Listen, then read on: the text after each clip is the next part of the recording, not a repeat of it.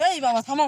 বাবা তুমি কুটি যাচ্ছা, আমাকে দিলি আসলা? আরে পাগলা, নতুন একটা গুরু আসছে, আমি ওই গরুর কাছে শিক্ষা নিতে যাচ্ছি। তুমি তো ভণ্ডই, তোমার গুরু কি ভণ্ড নাকি?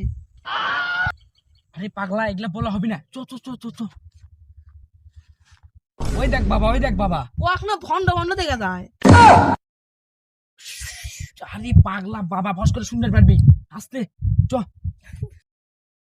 বাবা বাবা, তুমি আমাকে সিদ্ধি লাভ করার গর্জন শিখিয়ে দাও। ফটকা সাউয়ার বাবা। বাবা বাবা বাবা তুমি পরে গেলে কেন ঘরে? এই শালা ভণ্ড বাবার জন্য। ও ফটকা, কি তুই আমাকে ভণ্ড বলিস? আমি মুতে দিলে তুই ভাসিয়ে যাবো? বাবা বাবা বাবা, আমার ভুল হয়ে গেছে বাবা, আপনি আমাকে গর্জনটা শিখিয়ে দেন বাবা।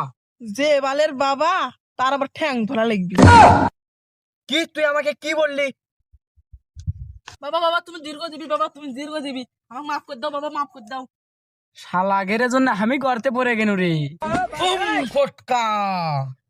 বাবা এটা কাম করলেন? আরে এটা আমি হুকের ঠেলাই করছি, কিছু মনে করিস না।